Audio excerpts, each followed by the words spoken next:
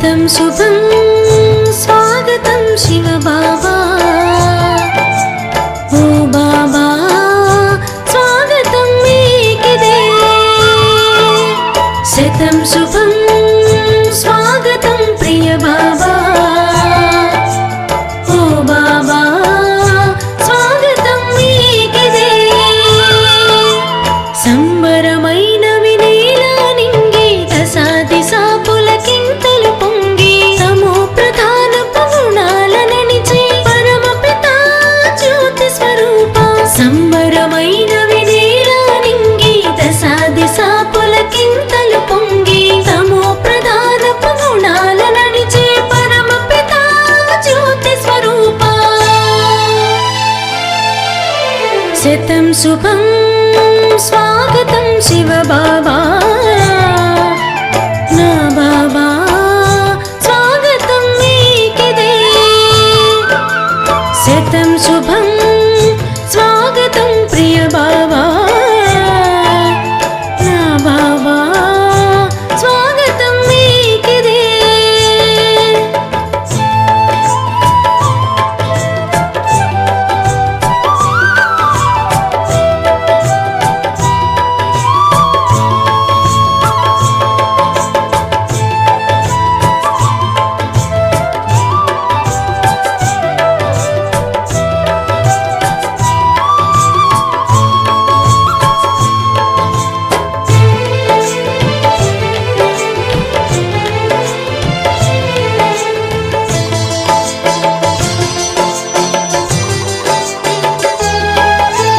దేశమిదే నవ భారత భూమి సుఖ శాంతులే వెలసిల్లిన గామి దేశమిదే నవ భారత భూమి సుఖ శాంతులే వెలసిల్లిన గామి మధువనమున నీ మురళీనాదం మనోహరంగా వినపడసాగే నీ లీలా సాధనలు శివ బాబా స్వాగతం మీకిదే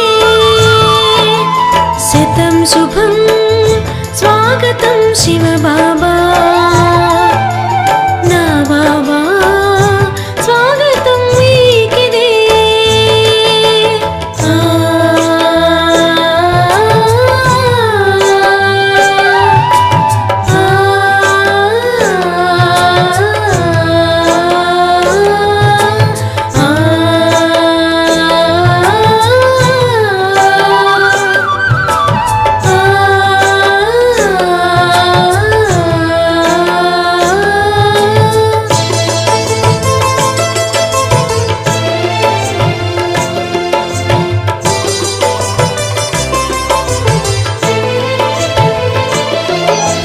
చీకటి తెరలే తొలగిపోవగా భూమి స్వర్గమై మారును లేక చీకటి తెరలే తొలగిపోవగా భూమి స్వర్గమై మారును లేక మనసుకు పట్టిన పాప గ్రహణమిక పటా పంచలో నీ తలపులలో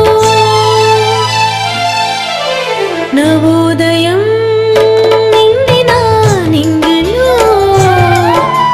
శివ బాబా స్వాగతం మీకిదే శతం శుభం స్వాగతం శివ బాబా నా బాబా స్వాగతం మీకిదే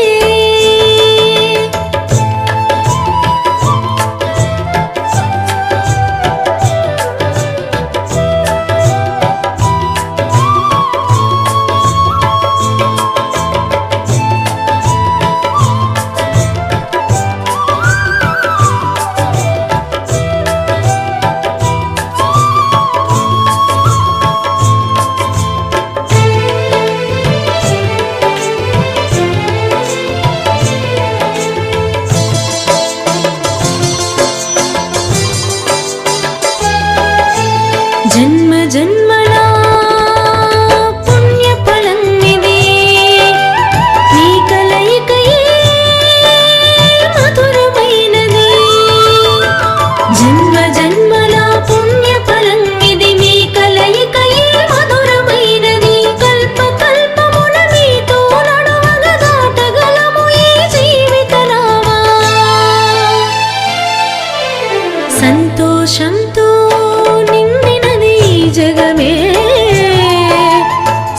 బాబా నీ రాకతో శతం శుభం స్వాగతం శివ బాబా నా బాబా స్వాగతం నీకిదే సంబరమైన వినేల నింగి దశా దిశా పులకింతలు పొంగి తమో ప్రధానపు గుణాల నడిచే పరమ పితా జ్యోతి స్వరూప శతం శుభం స్వాగతం శివ బాబా ఓ బాబా స్వాగతం నీకిదే శతం శుభం స్వాగతం ప్రియ బాబా నా బాబా స్వాగతం నీకిదే శతం శుభం స్వాగతం శివ బాబా నా బాబా స్వాగతం నీకిదే.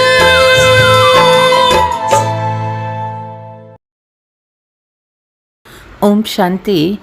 మధురమైన పిల్లలు, ముళ్ళను పువ్వులుగా చేసేందుకు తండ్రి వచ్చారు. తండ్రికై ముళ్ళపై కూడా ప్రేమ ఉంది, పుష్పాలపై కూడా ప్రేమ ఉంది. ముళ్ళని పుష్పాలుగా తయారు చేసే శ్రమ చేస్తారు. ప్రశ్న: ఏ పిల్లలలో జ్ఞానధారణ జరుగుతుందో వారి గుర్తులు వినిపించండి. జ్ఞానధారణ జరిగే పిల్లలు అద్భుతం చేసి చూపిస్తారు. వారు తమతో పాటు ఇతరుల కళ్యాణం చేయకుండా ఉండలేరు. బాణం తగిలినట్లయితే నిర్మోహులుగా అయ్యి ఆత్మీక సేవలో లగ్నమవుతారు. వారి అవస్థ ఏకరసంగా, నిశ్చలంగా, స్థిరంగా ఉంటుంది. వారు ఎప్పుడూ తెలివి తక్కువ పనులు చేయరు. ఎవరికీ దుఃఖం ఇవ్వరు. అవగుణాల రూపీ ముళ్ళను తొలగించుకుంటూ ఉంటారు. ఓం శాంతి. తండ్రి అతిపెద్ద లివర్ గడియారమని పిల్లలకి తెలుసు. ముళ్ళని పువ్వులుగా తయారు చేసేందుకు పూర్తి ఖచ్చితమైన సమయంలో వస్తారు. ఒక్క సెకండ్ కూడా వెనక ముందు కాదు, కొంచెము వ్యత్యాసము రాదు.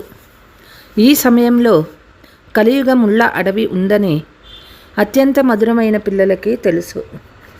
కాబట్టి పుష్పాలుగా అయ్యేవారికి తాము పుష్పాలుగా తయారవుతున్నామని అనుభూతి కలగాలి. మొదట మనమందరము ముళ్ళగా ఉండేవాళ్ళము. అందులో కొందరు చిన్న ముళ్ళు, కొందరు పెద్ద ముళ్ళు ఉండేవారు. కొందరు చాలా దుఃఖాన్ని ఇస్తే కొందరు తక్కువ దుఃఖాన్ని ఇస్తారు. ఇప్పుడు తండ్రికి అందరి పట్ల ప్రేమ ఉంది. ముళ్ళపైన ప్రేమ ఉంది, పుష్పాలపైన ప్రేమ ఉంది, మహిమ కూడా ఉంది. మొదట ఎవరిపై ప్రేమ ఉంది? తప్పకుండా ముళ్ళతోనే ప్రేమ ఉంటుంది.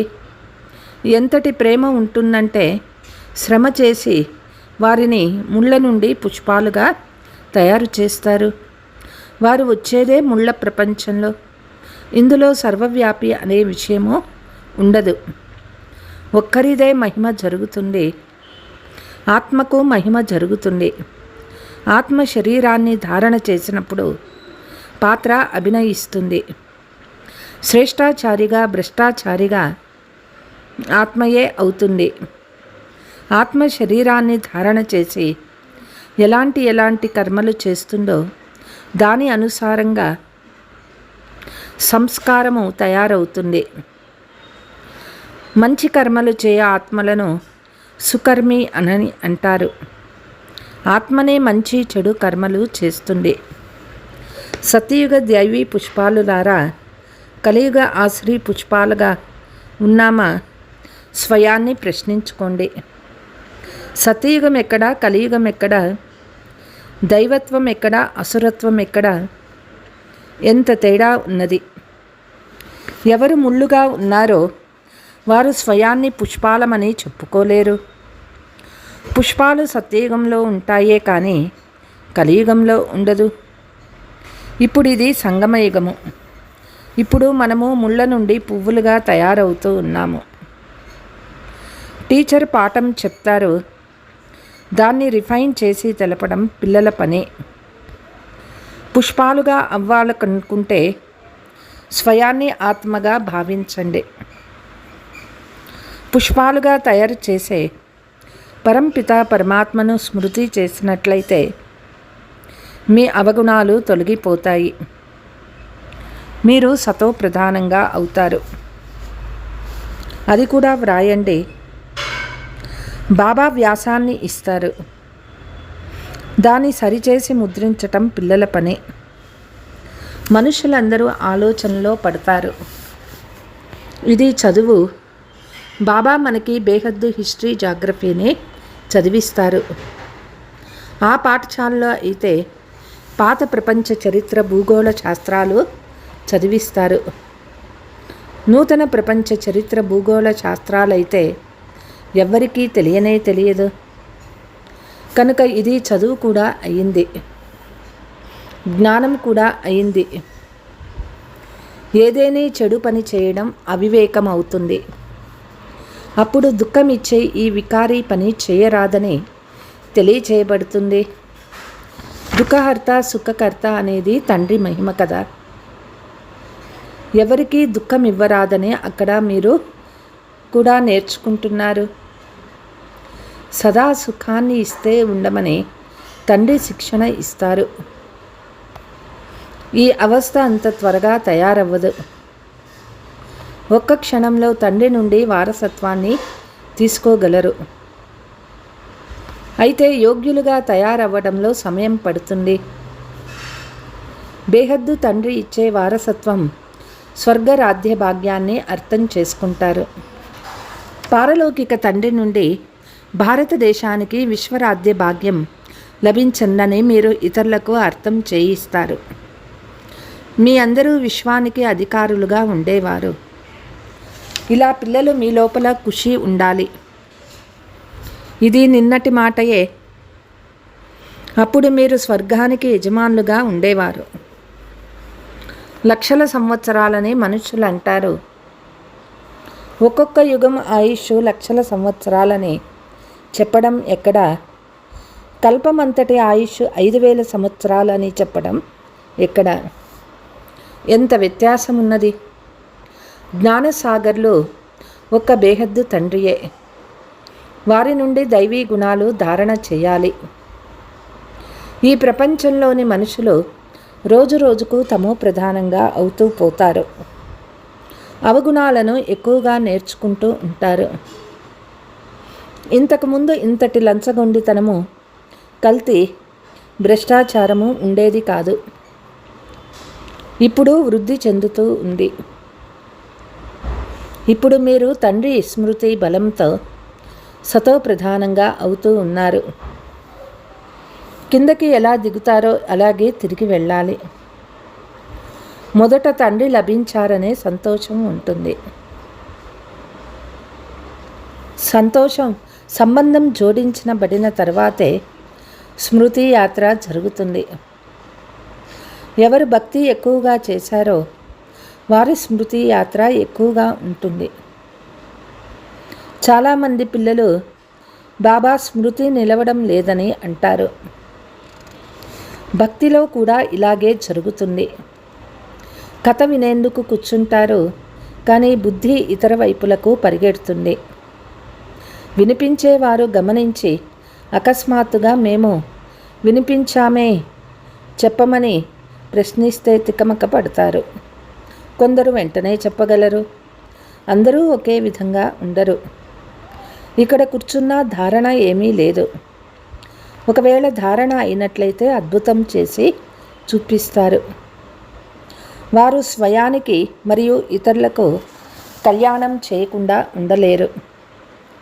ఎవరికైనా ఇంటిలో చాలా సుఖం ఉంది, గొప్ప భవనము, కార్లు మొదలైనవి ఉన్న ఒక్కసారి జ్ఞాన బాణం తగిలినట్లయితే ఇక వారు పతితో మేము ఆత్మీక సేవ చేయాలనుకుంటాను అంటారు. మాయ చాలా బలశాలి, అలా చేయనీయదు. మొహమాటం ఉంటుంది కదా. ఇన్ని భవనాలు, ఇంతటి సుఖాన్ని ఎలా వదలాలి? మొదట ఇంతమంది ఎవరైతే వచ్చారో వారు గొప్ప గొప్ప లక్షాధికారులు, కోటీశ్వర్ల ఇళ్లకు చెందినవారు. అన్నింటినీ వదిలిపెట్టి వచ్చారు. వదిలే శక్తి లేదంటే అది అదృష్టం ఎంత ఉందో చూపిస్తుంది. రావణ సంకెళ్లలో బంధించబడి ఉన్నారు. ఇది బుద్ధికి సంబంధించిన బంధనాలు. తండ్రి అర్థం చేయిస్తూ ఉన్నారు. అరే, స్వర్గానికి యజమానులైన పూజ్యనీయులుగా అవుతారు. మీకు 21 జన్మల వరకు ఏ రోగాలు రాకుండా సదా ఆరోగ్యవంతులుగా ఉంటారని తండ్రి గ్యారంటీ ఇస్తూ ఉన్నారు. మీరు భలే పతి వద్దనే ఉండండి. కేవలం పవిత్రంగా అయ్యి ఇతరులను పవిత్రంగా చేస్తానని అనుమతి పొందండి. తండ్రిని స్మృతి చేయడం మీ కర్తవ్యం. దీని ద్వారా అపార సుఖం లభిస్తుంది. స్మృతి చేస్తూ చేస్తూ తమో ప్రధానం నుండి సతో ప్రధానముగా అవుతారు. ఇవి ఎంతగానో అర్థం చేసుకోవలసిన విషయాలు. శరీరం పైన ఏ విధమైన నమ్మకం లేదు. మొదట బాబా వారిగా అవ్వండి. వారిలాంటి ప్రియమైన వస్తువు ఇంకేదీ లేదు. తండ్రి విశ్వానికి యజమానులుగా చేస్తారు. ఎంత కావాలంటే అంత సతో ప్రధానంగా అవ్వండి. మీరు అపారమైన సుఖాన్ని చూస్తారు. బాబా స్త్రీల ద్వారా స్వర్గద్వారాలను తెరిపిస్తారు. మాతల పైన జ్ఞాన కలశాన్ని ఉంచటం జరుగుతుంది. బాబా మాతల్ని నిమిత్తంగా ఉంచారు. సర్వస్వము మాతలైన మీరే సంభాలన చేయండి. ఇతడి ద్వారా కలశంను ఉంచారు కదా. అక్కడ వారు శాస్త్రాలలో సాగరాన్ని చిలికినప్పుడు అమృత కలశం ఎలుబడినట్లు దానిని లక్ష్మికి ఇచ్చినట్లు వ్రాశారు. బాబా మాతల ద్వారా స్వర్గ ద్వారాలను తెరుస్తున్నారని ఇప్పుడు మీరు తెలుసుకున్నారు. మనమెందుకు బాబా నుండి వారసత్వాన్ని తీసుకోరాదు? విజయమాలలో కూర్చబడి మహావీరులుగా ఎందుకు అవ్వరాదు? బేహద్దు తండ్రి పిల్లలను తన ఒడిలోకి ఎందుకు తీసుకున్నారు?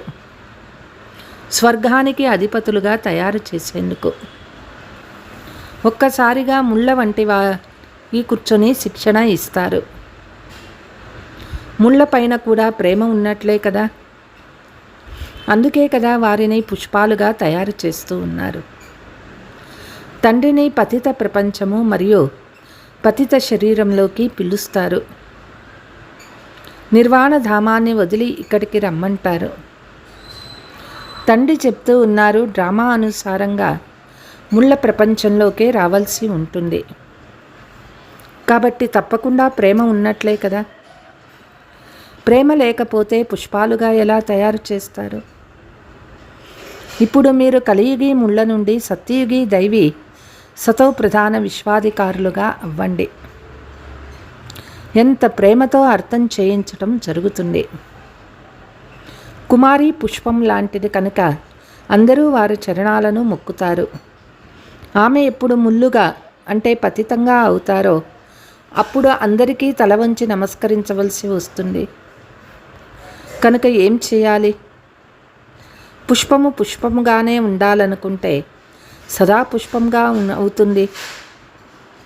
జన్మ భలే వికారాల నుండి తీసుకున్న కుమారి అయితే నిర్వికారిగా ఉంటుంది కదా. సన్యాసులు కూడా వికారాల నుండి జన్మ తీసుకుంటారు కదా. వివాహం చేసుకొని మళ్ళీ ఇల్లు వ్యవహారాలను వదిలి వెళ్ళిపోతారు. అయినా వారిని మహాత్మా అని అంటారు. సత్యయుగ విశ్వానికి అధిపతులైన ఆ మహాత్ములెక్కడా? ఈ కలియుగ మహాత్ములెక్కడా? అందుకే మీరు కలియుగముల్లా లేక సత్యయుగ పుష్పాల, భ్రష్టాచారుల లేక శ్రేష్టాచారుల అనే ప్రశ్న వ్రాయమని బాబా చెప్తారు. అది భ్రష్టాచార ప్రపంచము. ఇది రావణ ప్రపంచము. ఇది ఆసురీ రాజ్యము, రాక్షస రాజ్యమని అంటారు. కానీ స్వయం అట్లా ఎవరూ కూడా భావించరు. పిల్లలు మీరు యుక్తిగా ప్రశ్నించి ఖచ్చితంగా కామ క్రోధ లోభం గలవారమని అర్థం చేసుకుంటారు. ప్రదర్శనలో కూడా ఈ విధంగా వ్రాసినట్లయితే వారికి తమ కలియుగముళ్ళగా ఉన్నామనే భావన కలుగుతుంది. ఇప్పుడు మీరు పుష్పాలుగా అవుతున్నారు. బాబా అయితే సదా పుష్పమే. శివబాబా ఎప్పుడూ ముళ్ళుగా అవ్వరు. మిగిలిన వారందరూ ముళ్ళుగా అవుతారు. ఆ పుష్పము చెప్తూ ఉన్నారు, మిమ్మల్ని కూడా ముళ్ళు నుండి పువ్వులుగా తయారు చేస్తారు. తండ్రి స్మృతి చేయండి. మాయ ఎంత ప్రబలమైనది.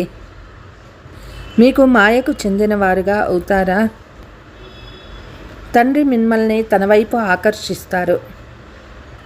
మాయ తన వైపు ఆకర్షిస్తుంది. ఇది పాత చెప్పు. ఆత్మకు మొదట కొత్త చెప్పు అంటే కొత్త శరీరం లభిస్తుంది.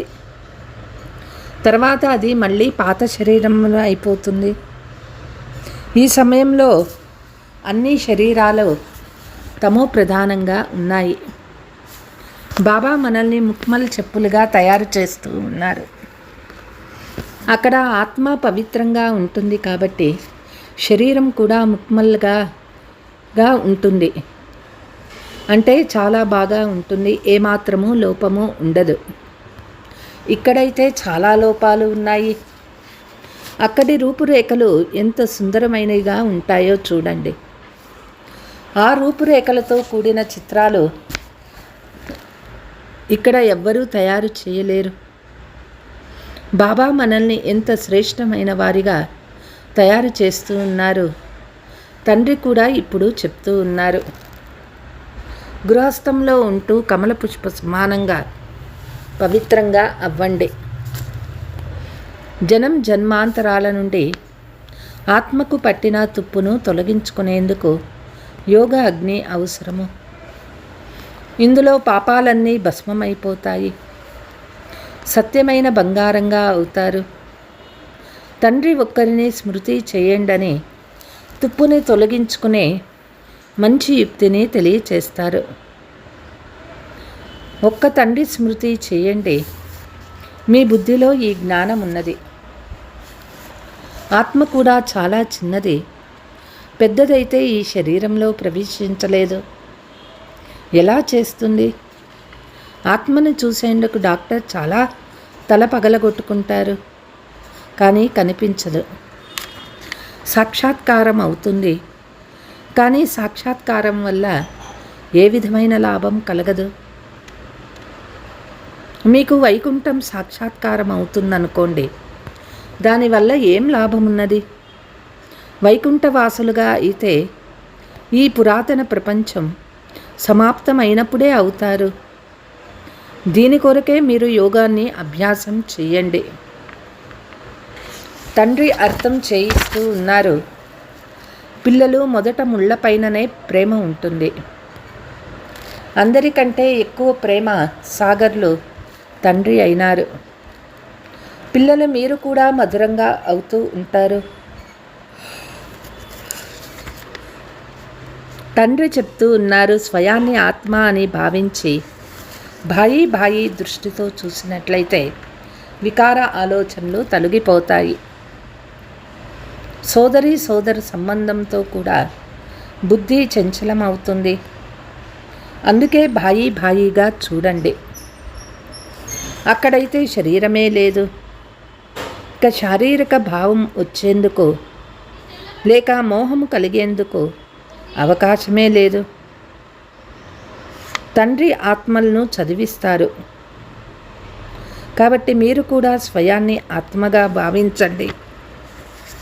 ఈ శరీరం వినాశి.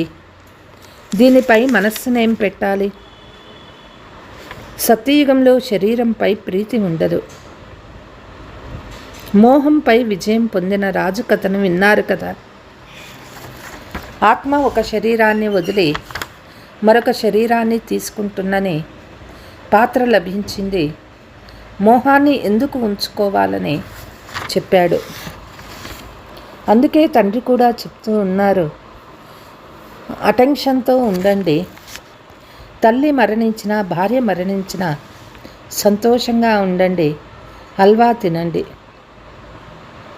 ఎవరు చనిపోయినా మేము ఏడవము అని ప్రతిజ్ఞ చేయండి. మీ తండ్రిని స్మృతి చెయ్యండి. సతో ప్రధానంగా అవ్వండి. సతో ప్రధానులుగా అయ్యేందుకు మరో మార్గమే లేదు. పురుషార్థం ద్వారానే విజయమాలలో మణులుగా అవుతారు. పురుషార్థం ద్వారా ఎలా అవ్వాలనుకుంటే అలా అవ్వగలరు. కల్ప క్రితం ఎవరెంతగా పురుషార్థం చేశారో వారు ఇప్పుడు కూడా అంతే చేస్తారని తండ్రి చెప్తూ ఉన్నారు. తండ్రి పేదల పెన్నిది. దానం కూడా పేదలకే ఇవ్వబడుతుంది. సాధారణ శరీరంలో వస్తారు. తండ్రి చెప్తూ ఉన్నారు, పేదవారిలోనూ రారు, షావుకారులోనూ రారు. పిల్లలు మీరు తండ్రిని తెలుసుకున్నారు. ప్రపంచమంతా వారిని సర్వవ్యాపి అని అంటూ ఉన్నారు. తండ్రి ఎలాంటి ధర్మాన్ని స్థాపన చేస్తారంటే అక్కడ దుఃఖము నామరూపాలు కూడా ఉండవు. భక్తి మార్గంలో మనుషులు ఆశీర్వాదాలను వేడుకుంటారు. ఇక్కడైతే కృప చూపేందుకు విషయమేదీ లేదు. ఎవరి ముందు తల వంచి నమస్కరిస్తారు? తండ్రి బిందువు కదా. పెద్ద వస్తువు అయితే తల వంచి నమస్కరించవచ్చు. చిన్న వస్తువుగా ఉంటే ఎలా నమస్కరించగలరు? చేతులు జోడించలేరు. భక్తి మార్గం యొక్క గుర్తులన్నీ అదృశ్యమైపోతాయి. చేతులు జోడిస్తే అది భక్తి మార్గం అయిపోతుంది. ఇంటిలో సోదరి సోదరులు ఉంటే వారేమైనా చేతులు జోడించి నమస్కరించుకుంటారా? వారసునిగా చేసుకునేందుకు పుత్రుడు కావాలని వేడుకుంటారు. పుత్రుడు యజమాని అయ్యాడు కదా, కనుక తండ్రి పిల్లలకు నమస్కారం చేస్తారు. తండ్రి అయితే పిల్లలకు సేవాదారి అయినారు. అచ్చా, मीठे मीठे सिकीलते बच्चों प्रति मात पिता बाप दादा का याद प्यार और गुड मॉर्निंग. रूहानी बाप की रूहानी बच्चों को नमस्ते. हम रूहानी बच्चों की रूहानी मात पिता बाप दादा को याद प्यार गुड मॉर्निंग. नमस्ते नमस्ते. ధారణ: వినాశీ శరీరంపై మీరు మనస్సు పోరాదు. మోహజీత్గా అవ్వాలి. ఎవరు శరీరాన్ని వదిలినా మేము ఎప్పుడూ ఏడవము అని ప్రతిజ్ఞ చేయాలి. తండ్రి సమానంగా మధురంగా అవ్వాలి. అందరికీ సుఖాన్ని ఇవ్వాలి. ఎవరికీ దుఃఖం ఇవ్వరాదు. ముళ్ళని పువ్వులుగా చేసే సేవ చేయాలి. స్వకల్యాణము మరియు ఇతరుల కళ్యాణం చేయాలి. వరదానము: శుభచింతన ద్వారా నెగటివ్ని పాజిటివ్లోకి పరివర్తన చేసే శుభచింతక్ భవ. సదా సమర్థంగా ఉండేందుకు కేవలం 2 శబ్దాలు మాత్రం గుర్తుంచుకోండి: శుభచింతన మరియు శుభచింతకులు. శుభచింతన ద్వారా నెగటివ్ని పాజిటివ్లోకి పరివర్తన చేయగలరు. శుభచింతన మరియు శుభచింతక్ ఈ రెండిటికి పరస్పరంలో సంబంధం ఉన్నది. శుభచింతన లేకుంటే శుభచింతకులు అవ్వలేరు. వర్తమాన సమయంలో ఈ 2 విషయాలపై అటెన్షన్ ఉంచుకోండి. ఎందుకంటే చాలా సమస్యలు ఎలా ఉన్నాయంటే జనులు మాటల ద్వారా అర్థం చేసుకోలేరు. శుభచింతకులుగా అయ్యి వైబ్రేషన్లు ఇస్తే మారిపోతారు. స్లోగన్: జ్ఞానరత్నాలతో గుణాలు మరియు శక్తులతో ఆడుకోండి, మట్టితో ఆడుకోవద్దు. అచ్చా. ఓం శాంతి. ఎంతో మధురము ఈ అనుభవము. ఓ బాబా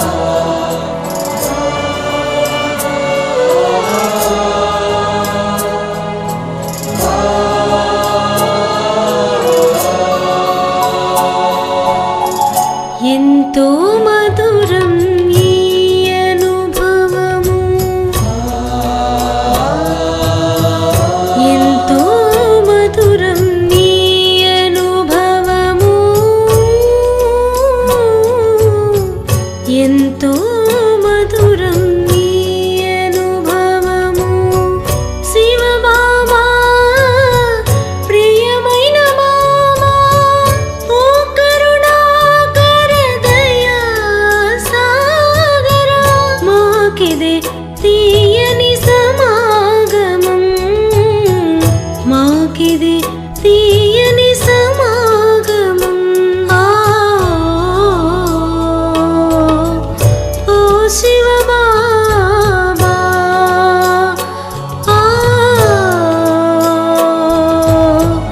నా ప్రియ బాబా,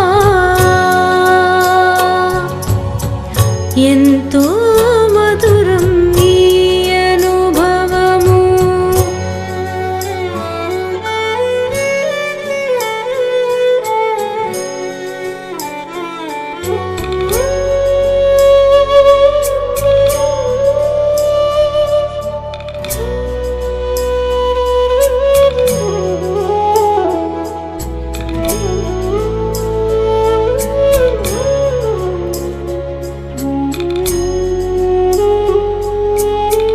తొలితలపే శివ బాబా స్మృతిలో ఒక ఘడి అయినా గడిపిన చాలును.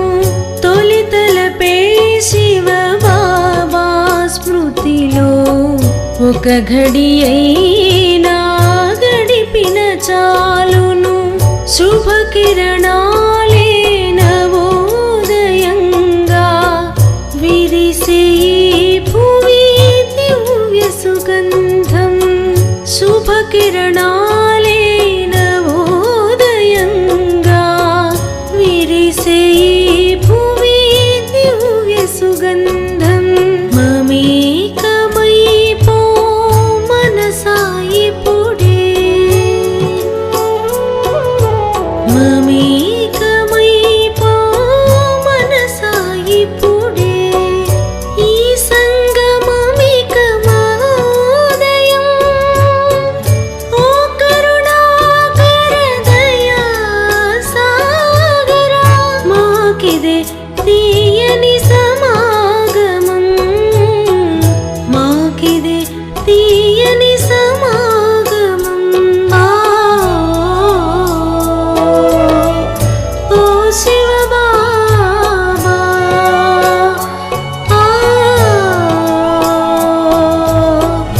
నా ప్రియ బాబా.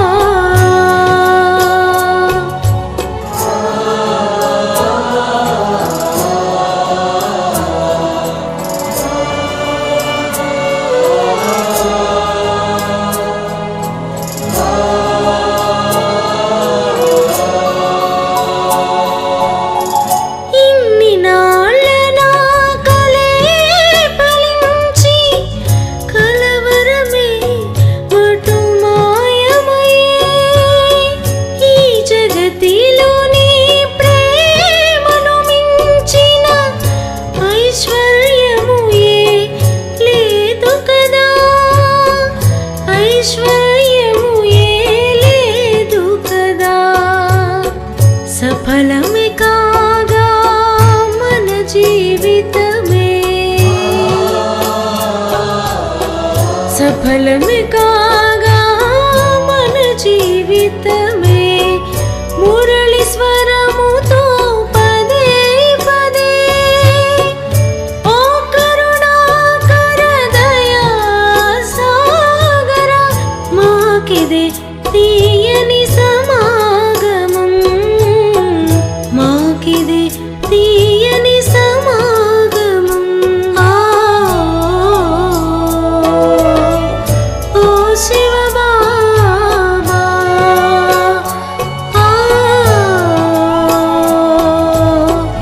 నా ప్రియ బాబా.